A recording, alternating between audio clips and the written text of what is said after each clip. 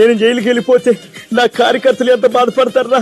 ఒక్కొక్కరు కంటాలు కోసుకుంటారు, నిప్పెలిగించుకుంటారు, ఆహుతి చేసుకుంటారా, బాధపడతారా? నీ ఎక్స్పెక్టేషన్ లో నా ఎగ్ పఫ్ ఊరుకో అన్నా, నువ్వు జోక్ చేయకు. వాళ్ళు ఏం అలా చేయరన్నా. నువ్వు జైలుకు పోతానంటే వాళ్ళు ఏం మాట్లాడుకుంటున్నావు తెలుసా? ఒకసారి అక్కడ చూడు. జగన్ గారిని అరెస్ట్ చేస్తా ఉన్నారు. అరెస్ట్ చేసుకొని ఉంటాడయా, లోపల ఉంటాడు. అంతకు ముందే ఉన్నాడు 16 నెలలు. ఇప్పుడు కొత్త ఏం కాదు జగన్ జైలు. జైలుకి వెళ్తున్నాడు. నాకేం బాధ లేదురా. నా చెల్లి నా తల్లి ఎంత విలువెళ్ళాడిపోతున్నాడో అది ఆలోచించుకుంటేనే బాధగా ఉందిరా. ఇది అస్సలు అవ్వదన్నా. అన్న మామూలుగా తెలంగాణలో బోనాలు చేస్తారన్న, ఆంధ్రాలో చేస్తారా? కానీ నువ్వు కోర్టు బోన్ ఎక్కగానే మీ కన్న తల్లి, నీకు రాఖీ కట్టిన చెల్లి ఇద్దరు కలిసి బోనాలు చేసుకుంటారు అన్న ఆంధ్రాలో.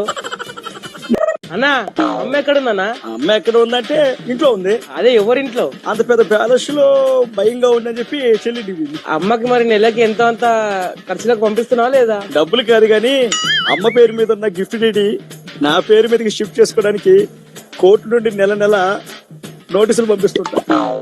అయినా చెల్లి దగ్గర ఉంది కదరా, అంత ఆవిడ చూసుకుంటది. చెల్లె ఆస్తులు నువ్వే లాక్కొని చూసుకుంటూ అమ్మని చూసుకుంటుందంటావా? బుద్ధుండాలన్నా. అన్న అమ్మకు రావాల్సిన అద్దె డబ్బులను కూడా గద్దలాగా అందుకని వెళ్ళిపోతున్నా చూడన్నా. ఏం కడుకోవన్నాను? మామూలు కొడుకుని కాదురా, చరిత్రలో నిలిచిపోయే సన్నని. అన్న ఆంధ్రప్రదేశ్ జనాల డబ్బులు 1,00,000 కోట్లు దొబ్బేసావన్నా స్కాములు చేసి. చివరికి అమ్మకు వచ్చే అద్దె డబ్బులు కూడా 20 లక్షలు ఎలా దొబ్బేయాలనిపించింది అన్న. అయినా మీకెందుకురా? అన్నప్రాసన్న రోజు పెన్నులు పెట్టారు, అన్నం పెట్టారు, పుస్తకాలు పెట్టారు, డబ్బు పెట్టారు. నేను ఇక్కడ పెట్టిన డబ్బులు దాకలా, అమ్మ చేతిలో ఉన్న డబ్బులు దాకా. మాకు క్లారిటీ ఉంది, మధ్యలో మీకెందుకురా?